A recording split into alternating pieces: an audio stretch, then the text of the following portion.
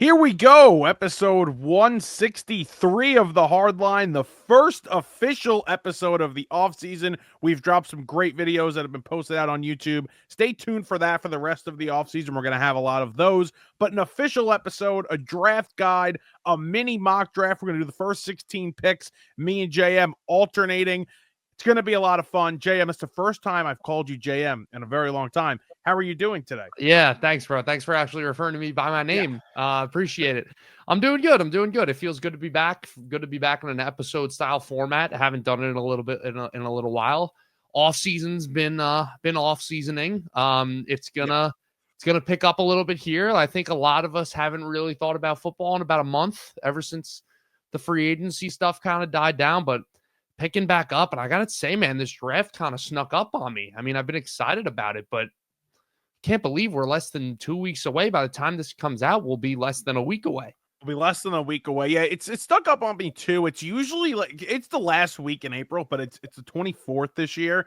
It's usually like the 27th tucked into the back end, and it's not this year. So I'm excited for it. I'm not as excited as I was last season. There's a lot of intrigue, and we're going to obviously talk about all of this when we go through the draft, and we're going to pick up right here actually as we get into our mock draft. But I'm definitely not as excited for this one as I was last season.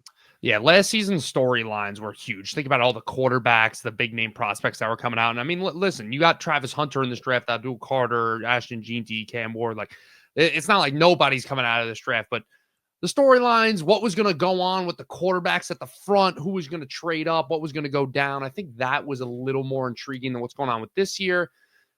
We know exactly what's going to happen, who the first quarterback off the board is going to be. Then you got some question marks, Carter, Hunter. There's some stuff. So we'll get into it later. But I think overall as a draft, you're not wrong about that. The thing I'm also interested to see, because we're talking about excited about the draft, and last year I think it was in Chicago, Green Bay hosting the draft. Because I've been to Green Bay and there's really nothing else to do in Green Bay besides go to a Packers game. Like, no offense, that's just the way it is. So it's not exactly a city. So interested to see what kind of layout they have. And what the weather's going to be like. I think I heard Mad Dog on First Take today going crazy about what the weather's going to be like. So I don't think it's going to be snowing, but I don't think it's going to be warm there. So it'll be interesting to see. Yeah, it's not going to be exactly beach weather over there. That's for sure. So the way we're going to do this, we're going to do the first 16 picks. JM's going to have the odds. I am going to have the evens. We are doing this draft based on partially what we would do, but also what we believe is going to happen in Thursday's draft. JM, you are on the clock. The Tennessee Titans. What do we got? I mean, I don't think this is going to be some surprising pick to anybody. It's Cam Ward, right? It's quarterback out of Miami, Cam Ward. Listen, the Titans made it pretty obvious this offseason what their plans were. We brought on Terry McCormick earlier on in the offseason. You had a nice conversation with him talking about their plans. And, he said himself maybe there was potential to have a veteran quarterback come in there and fill that seat. But Rodgers is still out there, and it seems like he's going to be in Pittsburgh or, on an ayahuasca trip, whatever the hell that guy's doing, because he doesn't want to tell anybody. Russell Wilson's gone, signed with the Giants. Jameis Winston also with the Giants. Kirk Cousins didn't become available. All the veterans are gone, right? So the possibility of a Sam Darnold, Geno Smith, anything, it's all gone. They've made it very obvious that seat is being held open for Cam Ward. I'm a fan of the pick. Obviously, I think this is the only quarterback in this draft class that's really worth noting, to be one of these potential franchise-changing guys for you. The only thing I'm not really happy about with this pick is I still would like to see, and this still could happen, I still would like to see them bring in a veteran quarterback. Like, I don't want to see it being a Will Levis maybe starts the beginning of the year and then hands the keys to Cam Ward. Like, there are no keys that Will Levis even has already. So I'd really prefer for them to bring in a veteran quarterback, whoever is still out there. I guess you don't really have many other options besides maybe a Marcus Mariota, who could be a reunion, but still like the pick. And I still think if I was a Titans fan, I'd be excited about it.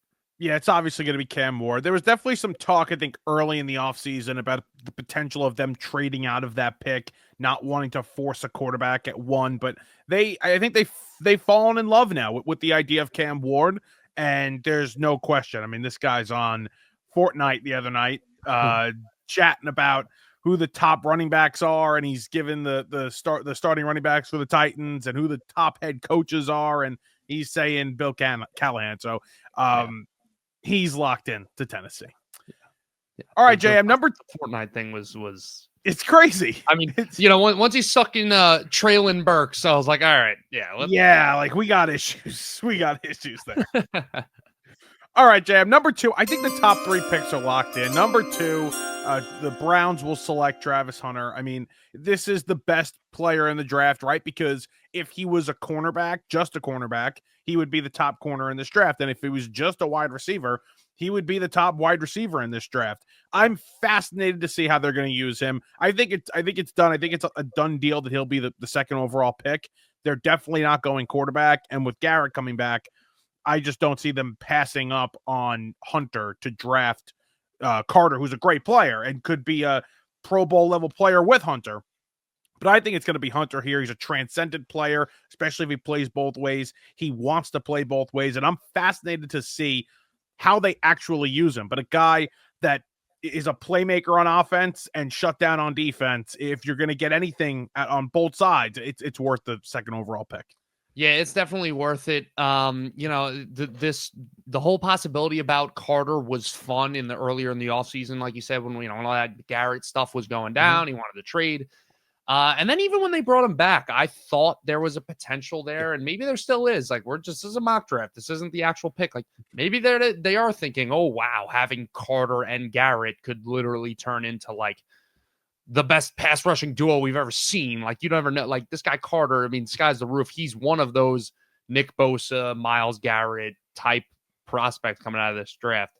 But Hunter's the pick here. I agree. If I had this pick, I'd be doing the same exact thing. What else could there be to say about this guy except what position is he going to play? I bring him in to be a corner, but I think everybody would be shocked if we never saw Travis Hunter on the offensive side of the football in his NFL career. So super good spot the Browns are in. I know, they need a quarterback, and that Watson situation has really set their franchise back. But if there's something for these fans to get excited about, Travis Hunter is that thing. All right, number 3 pick, Mike. I have both our teams this year. I feel bad. I know. You got the interesting ones. You're the Giants fan. I'm the Jets fan. We landed on I landed on odd numbers this year, so I get both.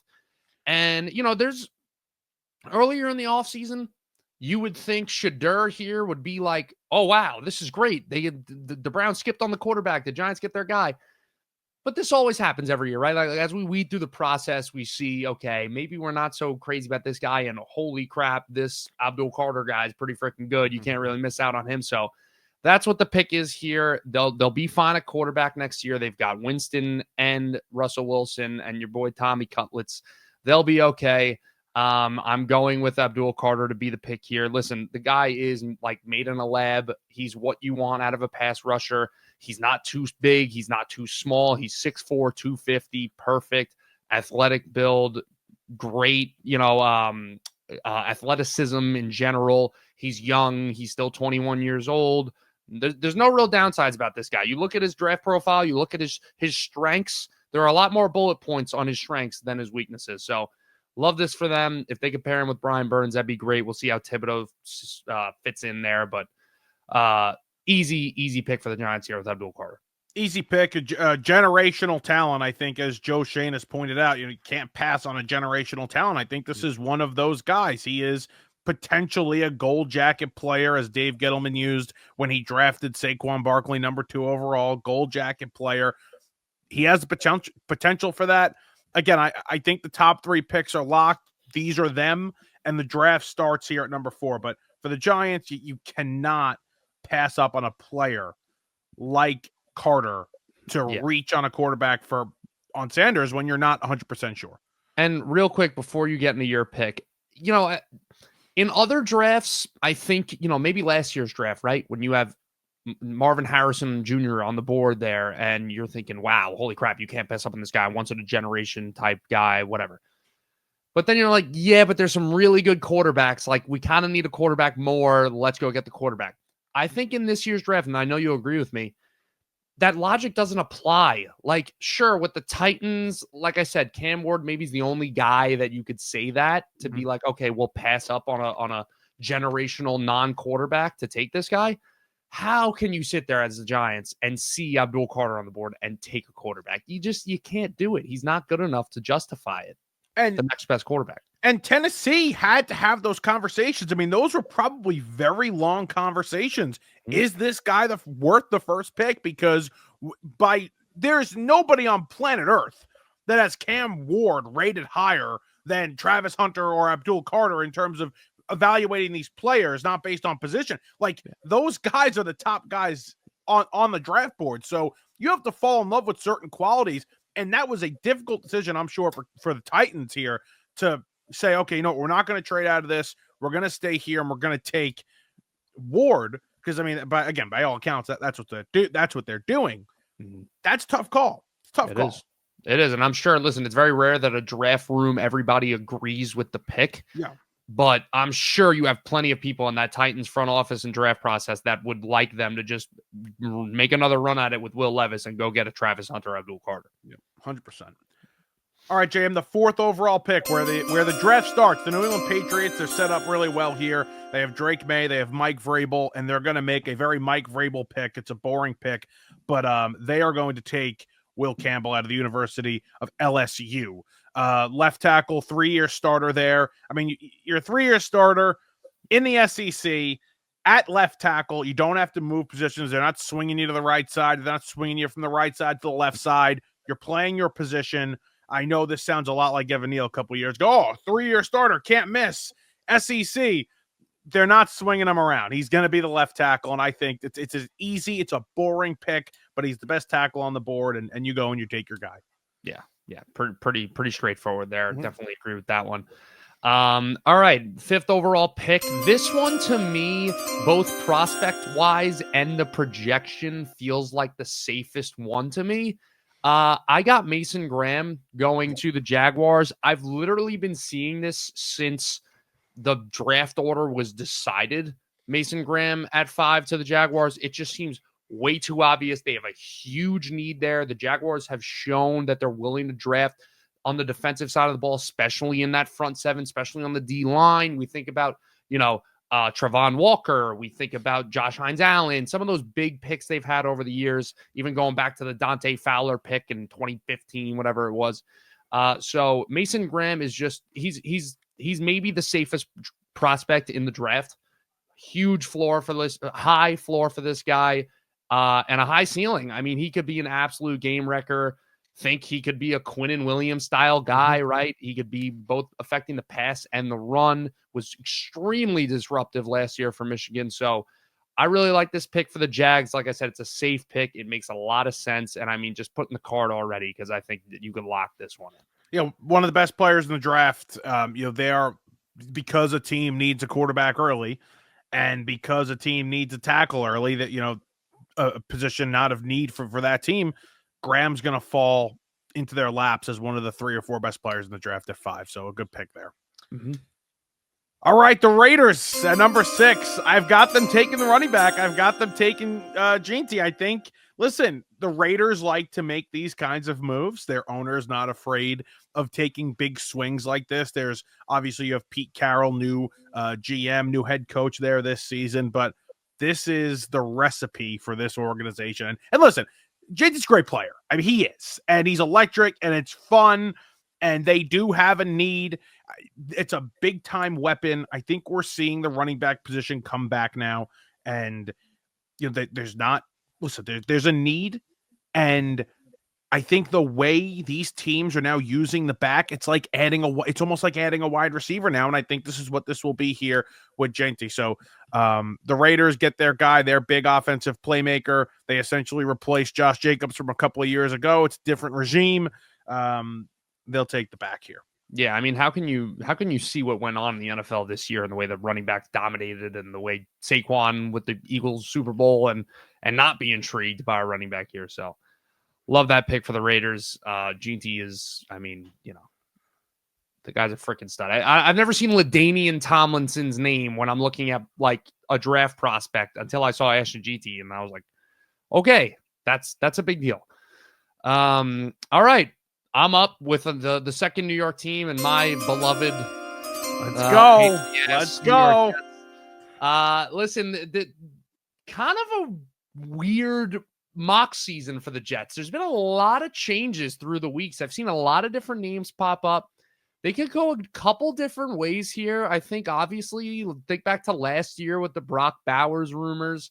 Tyler Warren is an interesting name here. I think it'd be cool, but I don't think when you're 5-12, you want to make a cool pick.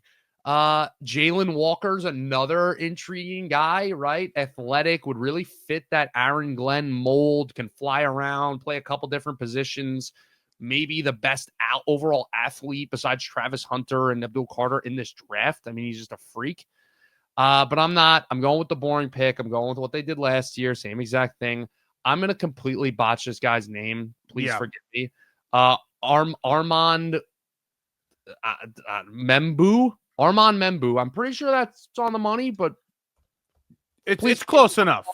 Yeah. Armand Membu, the offensive tackle out of Missouri, guy who's really flown up the draft boards the past couple of weeks.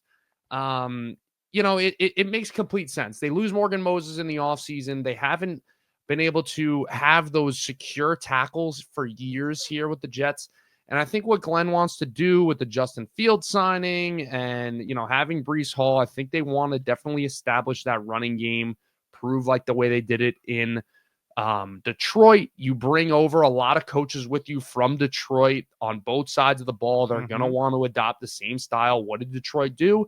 They went right for the run game right in the beginning. So I think the Jets are going to go for the same thing, both run and pass here by securing that offensive line and getting Membu and protecting Justin Fields, who I don't know if they think he's the guy for the future. I personally don't, but only time will tell. The future, Justin Fields there. Love it. Safe pick, offensive line. I've read that they're in love with this guy, so from Missouri. So I think this is going to be the pick as well. Although I'd have a hard time not taking Warren. I understand your point. This guy, you put him next to Wilson. You have a legitimate 1-2 punch with your weapons there to go along with the running game that they're going to have with Hall and Allen. They're going to go committee, which Hall is not happy about, but I think it will be a committee. I'd have a tough time. I don't know. That'd be some nice weapons on offense, but I agree. I think they are going to take the tackle. Yeah, it would be, but I think all signs indicating that they had a boring offseason. I think they're going to have a boring pick here. That's fine. All right, JM. You want to hear somebody pronounce botch a name here at number 8 for the Panthers? Yeah, let's hear it. Oh, actually, I'm not going to pronounce it. I'm not going to botch it. I've found the pronunciation. Tetaroa McMillan, the wide receiver out of Arizona. There's a lot of back and forth with this guy. Some people I was listening to Peter Schrager say that he's high on some boards where people wouldn't be shocked if he was taken in the top 5. And then there's some people that don't love him and they think his hands are bad. And he did have a drop problem in his last and final year at Arizona, but he's a big bodied receiver, some big time comps to a guy like Mike Evans potentially. I think the Panthers go and they get a big wide receiver for Bryce Young to just throw the ball up to, fades back of the end zone.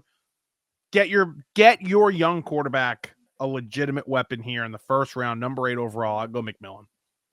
Yeah, 6'4". I mean, that's pretty good for a guy that you want to go throw fades to. And I mean, what a nice little offseason outlook for Panthers fans compared to last year. I mean, I think Bryce Young, the way he played down the stretch, you got to be a little excited about that pick. I'm rooting for Bryce Young in a big way. Way. He seems like a great guy. Yeah, definitely rooting for Bryce Young. All right. So this is the way it's gone the past couple of weeks.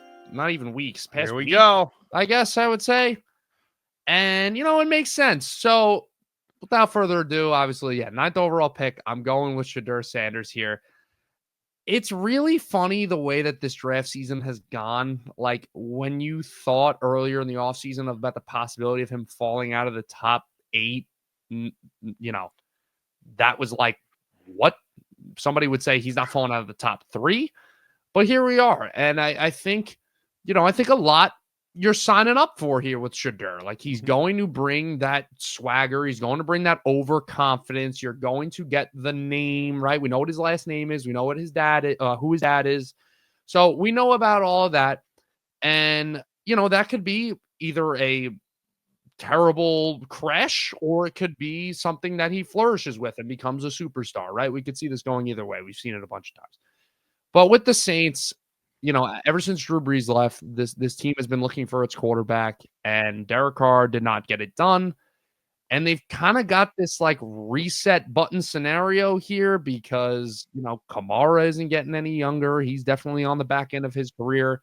You've got Chris Olave, who was a fun, exciting young player, but he's already having some problems with his health. He's had a lot of concussions. Yep. Who knows what's going to be going on here, but if there's one thing to give this organization hope for the future, it's their new head coach, who's an offensive-minded guy, and a new young quarterback in Shedeur Sanders. At this pick, it's not a big reach. 9th overall, you're getting a guy who, people flip-flop on, having either a late first, mid-first, or a mid to high second round grade on. I'd probably rate him more towards the bottom of the first round, but he could really thrive in a Kellen Moore system because he's a guy who relies on being accurate. He's a very accurate quarterback. He's not going to wow you with his athleticism. And I know Kellen Moore just came from a team that has one of, if not the most athletic quarterbacks in the league in Jalen Hurts. But I think he's going to thrive well in a Kellen Moore system. I think Moore will build the system around him well. He's already coached multiple different quarterbacks throughout his career who play at different styles. I think they'll be fine. I think Shedeur is the right pick here.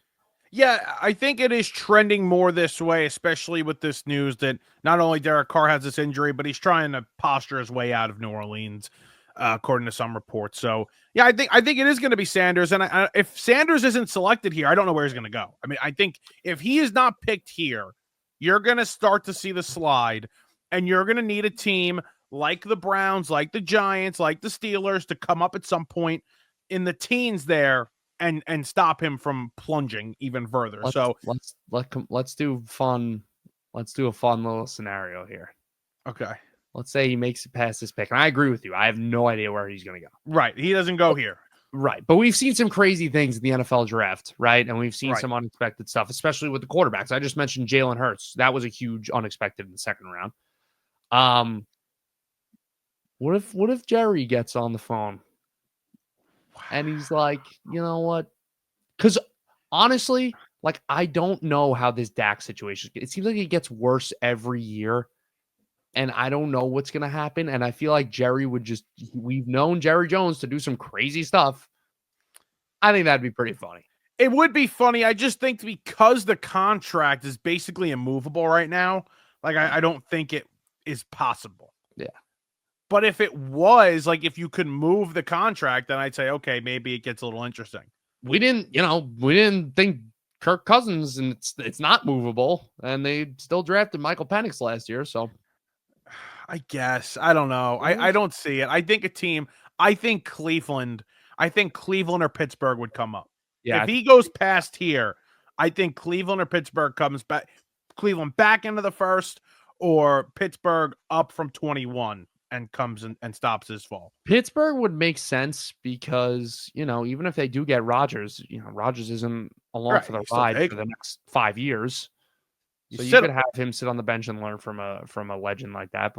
And I'm sure Dion and Sanders, they would want to go play with a guy like Tomlin, who just has a fantastic culture there, and he's been a very successful coach. I think they would sign off on that if we care what they say, and want. Right. Because at this point, I don't think they have any say, because I think he is going to slide. Listen, the guy, he had a good college career, but there's a reason why I use the word good. The fact that they're retiring him and even Hunter, okay, fine. You want to retire Hunter's jersey? He won the Cy Young. Oh my God, he won the Heisman. I'm in baseball mode. He won the Heisman. Sure. Shedeur Sanders getting his number retired? I know. It's for bad. A team, they never even made the college football playoff or like won a significant. Even win the Big 12. Yeah, like it's what? Bad. It's bad. The Shedeur one really is bad. Again, you could justify Hunter, but even so, Like, Hunter, it's yeah, still sure. bad. Hunter, I get. But if anybody Two, what they put the school on the map, that was Dion. Dion has put the school on the map. right. Like, they would have done it with Hunter and Dion. They didn't need Shador. Yeah. They would have found another above average quarterback to come play for him and win games. All right, Jay, this is my favorite pick in the entire draft. The 10th overall pick, Tyler Warren to the Chicago Bears. Ben Johnson had an electric offense. They've improved this offensive line in a big way this offseason. So, if Warren's not here, they can just go and say, all right, we'll take a tackle. But they are not forced into taking a tackle or a guard here because of the job they've done this offseason. They're going to come in here. They're going to take the big splashy player. They fixed the offensive line. They could use a running back. I mean, they could. If Genty was here, I think it would be a conversation. But Warren is a freak. 104 catches last year. I mean, he had 8 touchdowns. He threw a touchdown pass. He rushed for touchdowns. He could do everything, and I would love to see him in a Ben Johnson style offense. I think we get it. I think it's a fun pick, a flashy pick, and a really good one for Ben Johnson and the Bears and my guy Caleb Williams. Yeah, love that pick. That'd be fun. Another weapon. Another weapon. Williams. Okay, 11th overall pick. The Niners are sitting here. Let me just throw it out there too. We're not projecting any trades here, right? I mean, definitely. Like, I'd be shocked if the whole first round there's no trades, but we're not GMs. We're not putting trades in here. Okay, 11th overall pick. The Niners are sitting here, and for the first time in a little while, we're looking at this 49ers roster, and we're like, okay. There's still some great players on it, right? They still should be a contender in that division next year, but we're not blown away by the roster anymore, right? They've lost some guys, a lot of losses this offseason. One of the biggest ones being Dre Greenlaw. And I really love Jalen Walker here. I think that adding Walker for a team that already could have used an edge rusher last year alongside Nick Bosa, but now you combine Dre Greenlaw leaving, having that linebacker spot open. Jalen Walker is a guy who played hybrid linebacker last year, playing inside, outside, and on the edge. And he said it himself that he's best used as a chess piece. He thinks he's at his best when he's a chess piece. Well, here's a pretty damn good chess piece for the Niners defense that Rob Saleh could have a lot of fun with. So love Jalen Walker here. I think this is a home run pick for the Niners. If he ends up falling to them at 11, they should be doing backflips in that war room. No brainer pick.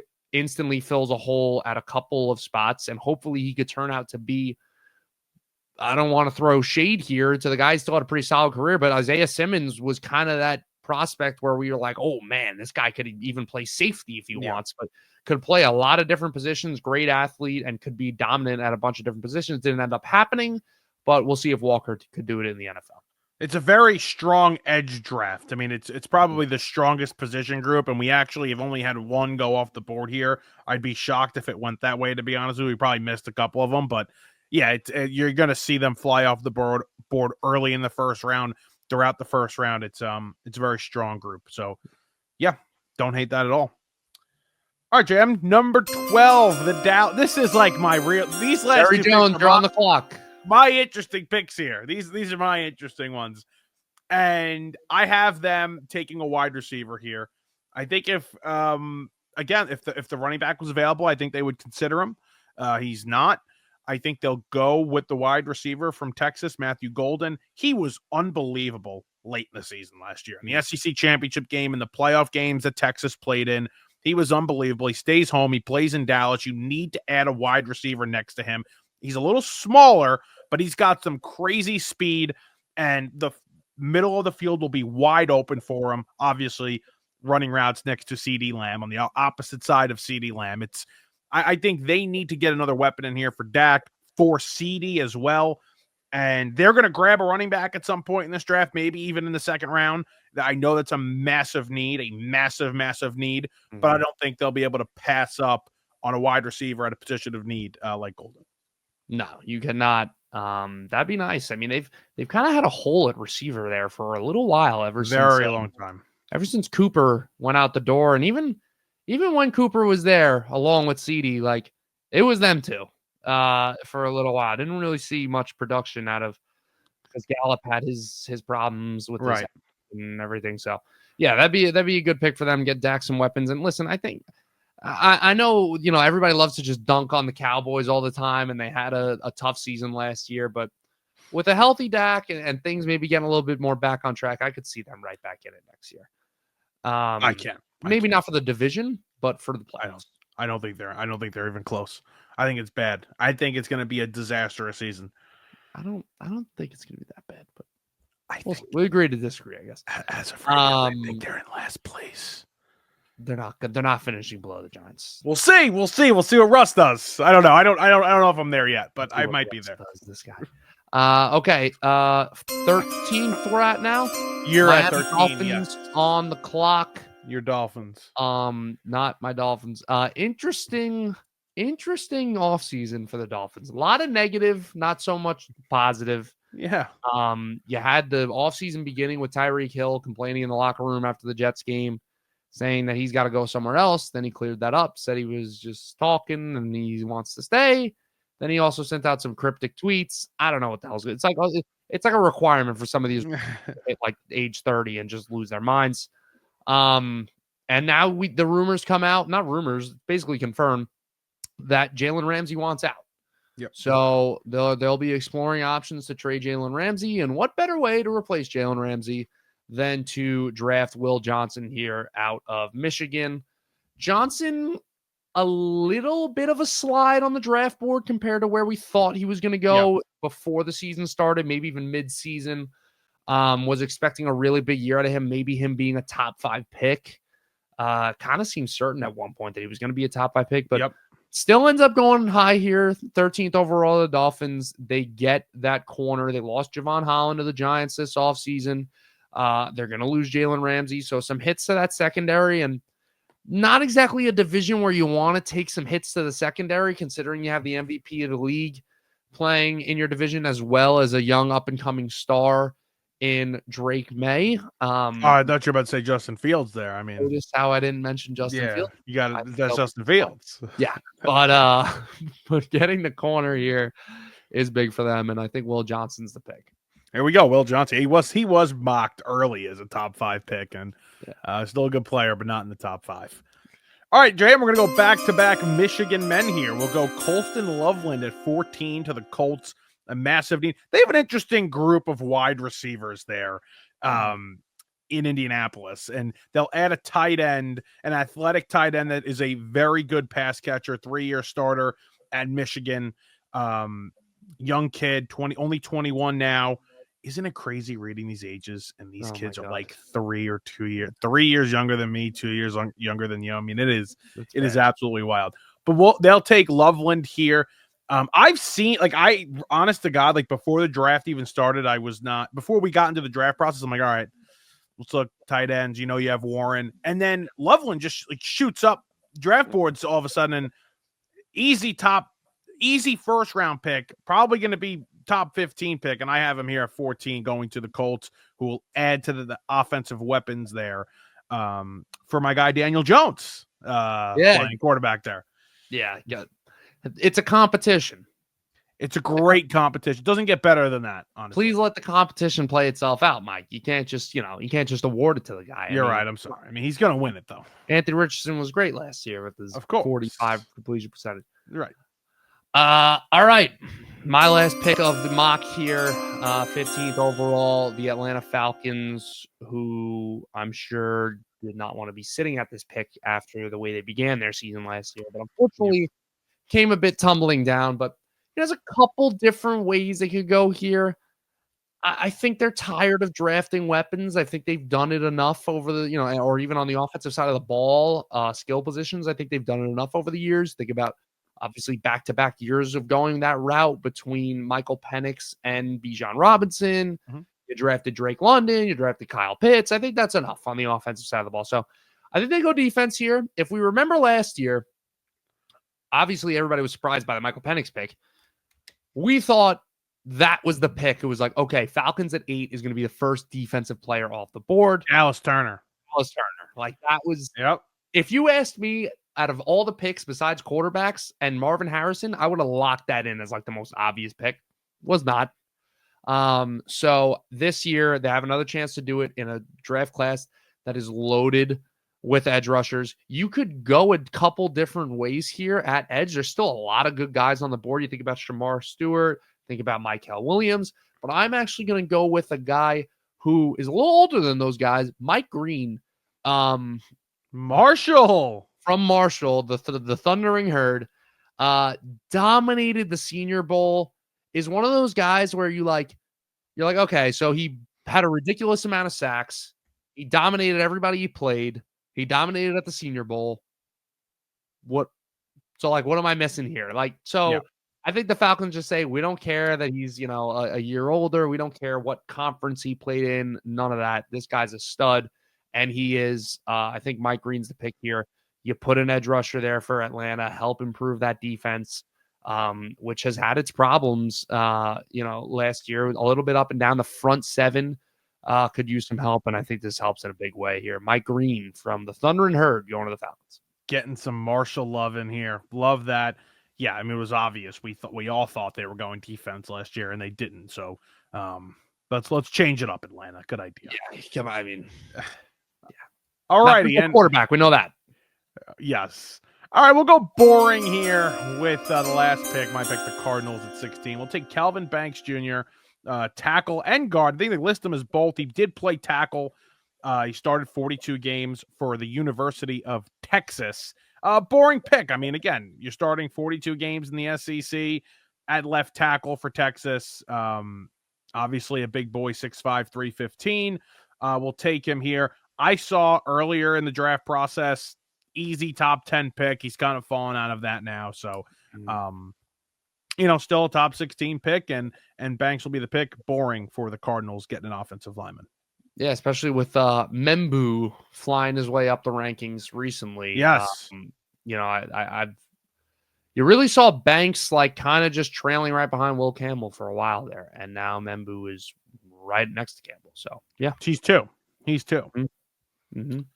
There we go. That's the mock. Good stuff right there. That's a lot of good players still left on the board, and a lot of players who I'm sure would be pissed if they're still on the board, but that's how it goes. That's how it goes. NFL draft. It's one of my favorite nights of the year. It really is. The NFL draft is one of my favorite nights of the year. Right. And both of our teams are fixtures in the top 10, of course, nonstop. We like to pick early in the draft, and we'll be doing that again. A couple of conversations before we end here, episode 163. We obviously didn't talk about a few other quarterbacks. Jalen Milroe, Tyler Shuck, Jackson Dart. We did not have them in the top 16. Jam, I think a couple of these guys are going to get drafted in the back end of the first round. I think teams are going to trade up into the back end here, the first round, and grab them. And I think the two teams that are going to be extremely aggressive for the same player, the Browns and the Giants, who obviously hold high second-round picks, I don't think this guy makes it there. If you want Jalen Milroe, you have to trade into the first round. I'll lock in right now that Jalen Milroe is a first-round pick on Thursday. Wow. Wow. I love it. I mean, we've talked about Milroe a lot. He's a guy that has, I think, out of any draft prospect, and this happens with quarterbacks anyways, has the biggest range of ceiling and floor. I mean, this guy, you put him in the wrong situation, in not a great situation, he could be out of the league in 4 years. You put him in a situation like, a stability where, some of the great offensive minds are, think Rams with Sean McVay. You just know the guy you put in that seat is going to play well. You put him around a team that doesn't put a ton of pressure on him, doesn't play him right away, knows how to use him the right way, knows how to build around him. This guy could be literally, a top 10, top 5 quarterback in the league one day. He's just that athletic. He's already floor in a good situation. He's Justin Fields. The guy is he's a better runner than Justin Fields is too. He literally runs like a running back. It's crazy. And he's got a cannon. He has a freaking cannon of an arm. Unfortunately, he has no idea what to do with it right now, but you put him in the right spot, he could be great. I like that. I think the Giants and the Browns is connections with both. Pretty sure Daboll was there when actually that might be wrong. The offensive coordinator with the Browns right now was there when they recruited him, and he was there as a freshman. So there's connections. I mean, and you obviously have the Alabama connection with Dable, who was there. So, and I just think this kid with these, and I don't know if this is the right word, not obnoxious, these offensive coaches that think they're like God, and they look at a certain player and they're like, we could figure this guy out. And if he was in my system, he could do this and he could be this special. I think Dable's going to look at the quarterbacks here and he's going to say to himself, give me a chance to work with this kid. And I think the same will go for Reese and Stefanski in Cleveland. Trade up into the back end of the first round. If anybody out there has the time and wants a good laugh, and I don't mean this in a disrespectful way, but like go watch Jalen Milroe's tape from college, specifically like the LSU game. He'll make one play where it's like, holy crap, that was ridiculous. Even like some of the throws, you're like, wow, that was a great throw. He threw 2 picks on screen passes, like wide receiver screens, where you saw it was a busted play. He looked the guy down, he still threw it, and they picked it off. So, he's a great player. He's got a lot of talent, but he's got to figure out how to harness it. And that's not all up to him. It's up to the team that drafts him. And I hope it works out for him because I'm rooting for the guy. I mean, you remember I wanted the Jets to get him for a little while. And then I started watching the tape and reading some things. I was like, okay, this is a little bit more of a project than I thought. But mid-season, I made a bet with a friend that I thought he would get drafted over Cam Ward. Yeah, I thought a team would fall in love with him, and I think a team is going to fall in love with him and draft him in the first round. But I obviously not over Cam Ward. He could make somebody a Hall of Famer. He could make a front office executive, like the guy that drafts him. He could make him a Hall of Famer if it works out.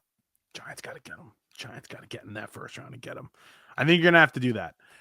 Tyler Shuck, you see the kid from Louisville. You see all these rumors this week about him potentially being the best thrower of the football, according to some in the NFL. And I think a lot of this BS is smokescreen. Honestly, I do. I think it's a lot of BS. A head coach told me this. Yeah, because they're trying to get somebody to jump you to take this kid. It's probably a team that has no need for a quarterback and just wants another quarterback needed team to jump them so a player falls to them. Well, did you see this clip going around of him at the combine making that like crazy sidearm throw that was just 5 yards in front of the receiver? That was terrible. Yeah. Obviously I don't like, it's funny, and we got to ever since the Zach Wilson pro day, I've also learned to be like, okay, just ignore anything that's done in shorts and a t-shirt. But I don't know, like, what is it? Do you think these agents, like, there's just like a pool of money that these people ask for, and they're like, okay, Tyler Shuck's agent gave NFL Network like $10 million to be like, hey, make my guy a first round pick. Well, okay, yes. Like, I don't know where this stuff comes from. You're a week away from the draft, and all of a sudden it's like, oh my God, this guy's the best thrower in the draft. You're like, what did we miss? What did we miss from his college days and the pre-draft process two months ago that now we're seeing this? I don't get it. I don't believe it. You're definitely going to see, though, you're going to see a lot of quarterbacks. I agree. You can see a lot of guys go. Maybe I'm going a little bit different route. You were talking about those guys maybe towards the end of the first round, top of the second, like Dart, like Shuck, like Milroe, McCord. But you're going to see like Will Howard and McCord and a bunch of those guys. I think they're going to go like boom, boom, boom at some point in the mid rounds, maybe the third round or something like that. I think the second or third round, you're going to see the guys you just mentioned, maybe Howard towards the end, towards the third. I think McCord will be a second round pick. It's going to be a lot of quarterbacks in that second round. I'm actually going to say, I know there's a lot of smoke. And I'm going with Shug because that's what you said. It's Shuck. I looked all morning. I'm pretty sure it's Shuck. Okay. I'm going to go out on a limb here and say that Kyle McCord goes over him. Really? Yeah, I think a lot of people are going to like Kyle McCord, like that he's got a lot of experience, played in an NFL style system his last year, has a good arm, accurate arm, kind of that could be that gunslinger guy. Yeah. So I think people are gonna like Kyle McCord. And Jackson Dart, the more you read about him, you watch him, I would stay away. I would stay away from Jackson Dart. I'm not a fan of Dart. And look at his wins. Look at his wins. Look at whose best games are against. Yeah. He did not play well in SEC play at Ole Miss. He did not play well. They're against crap teams. Ewers I have no idea what's going to happen. Completely forgot he was in this draft. Literally no idea. Completely forgot. Yeah, another third, fourth round pick right there. Yeah. But projects. A guy, rewind a year ago, way too early, 2025 mock draft. Quinn Ewers like the first quarterback off the board. Yeah. So that's the stuff that always makes me laugh is it's like, these guys leave after their junior seasons, a lot of them. If you had just played one more year, Quinn Ewers could become, think about Joe Burrow, right? Senior year becomes the number one pick, no doubt, and is on track to be a Hall of Fame quarterback. Joe Burrow came out of the draft into the draft a year earlier, might not have gotten drafted. Well, so it's funny because Ewers could have stayed. Ewers could have went to another school and gotten paid. It's not like he was. It's not like he was. I'm just trying to confirm he's in the draft. He didn't go back to school. Oh, yes, he's in the draft. Okay. Yes. He could have went back to school and gotten paid somewhere. Yeah. So it's not like you were passing up money to be drafted. You need the money, whatever. Different times. NIL is crazy. Mm-hmm. Before we get out of here, I want to do a little bit on Hunter here. Do you think he's going to play both ways? Yes. Not 100%. He's not going to play every play both ways. No, I don't mean 100% like he's going to play every play. He's going to play both ways. I think, yes, he's going to play both ways. I think they'll use him more defensively. I also I don't know if I necessarily could see if you're going to play him both ways that he plays every defensive snap, because everybody's talking about, he's not going to play every offensive snap. I don't think he'll play every defensive snap. Right. You put him in an obvious run situations or early downs and stuff like that. I don't really see that. Obviously 3rd and long, 2nd and long, something like that. Okay, he's confirmed going to be in, but I could see him, a couple drives, not playing every first down or not play. I don't know if he necessarily is going to be getting every single defensive snap. And then on top of that, you use him on offense, whatever in passing scenarios or as a gadget player once in a while. He obviously won't be lining up at the X for a team every offensive play. He'll play more defensively. But yeah, I think he'll end up playing both ways.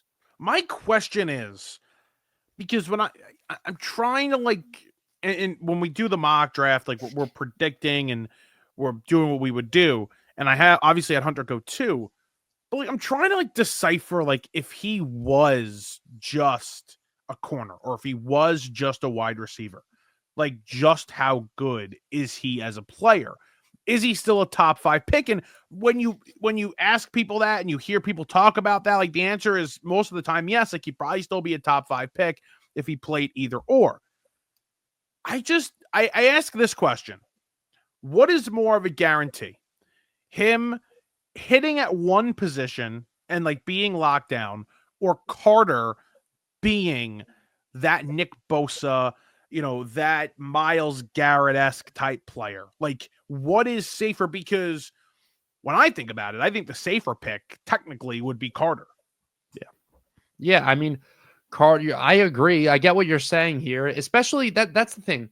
I think these teams have to play him both ways, because the chances that he turns out to be a shutdown corner, that's very tough to do, right? We see a lot of these guys struggle in the NFL, these corners, moving up to the NFL, guarding these NFL wide receivers. So you got to kind of play him both ways to justify, okay, if he turns out to be a DJ Reed style, level of play corner, who DJ Reed is a great cornerback, but he's not an all pro style corner. So if he turns out to be that tier of okay, sure, top 20 corner in the league, you got to play him on the other side of the ball to justify the value you took him at, right? And also get the most out of him. I think especially the team that drafts him, because we know in the NFL, those first 4 years are guaranteed, but once he wants that second contract and stuff like that, who knows what's going to happen? So you want to get the most out of him in the beginning. So that's the biggest question. How do you justify it? How do you justify it if he's only going both sides? Because if he's only going one side, let's say it's a misery first year, he can't handle it. It's too much. It's the NFL, and he's choosing one side. And let's just say they choose a receiver. Can you sit there and justify saying you took a receiver who's the best in the draft, but at number 2, like, would you be able to Well, justify it? Well, I'll Because say the opposite because we know he's a better corner than he is a receiver. people tell you the opposite. Right, but the majority says he's a better corner. So we'll say corner, right? If he's just a corner, Carter's going over him, but not by much. Like, he's still the best corner in the draft. He's still a very, very, very good. He's still an elite prospect and a valuable player, at a valuable position. He's still a no doubt top 5 pick if he's just a corner. So you could still justify it. And then you add in, like, you could flip it to the other side. It's like, well, then when you think about it that way, it's kind of a no-brainer. You're like, wait, you're telling me I'm already getting a top 5 level player, and he can play another position on the other side of the ball that's also, if he was just a wide receiver, he'd maybe be the best wide receiver in this draft. Right. So I get both sides of it. I get being able to say, this guy's a once-in-a-generation type prospect. No doubt pick him, versus saying Abdul Carter could be the next defensive player of the year style edge rusher, and you're not going to take him, versus a guy who might not pan out in the position we think he's going to pan out in. It's going to be fascinating to see his rookie year. All eyes are going to have to be on Travis Hunter. I mean, as if he was a quarterback. You're going to have to watch him. And I think it's going to be in Cleveland. We'll just have to see. JM, our mini mock draft was fun. We will talk to you guys after the draft, recapping what was a very exciting, hopefully, 2025 draft. Anything else you got to say before we get out of here? No, looking forward to the draft getting done with, seeing what happens with the quarterbacks, and getting excited for some football. We'll talk to you guys after the draft.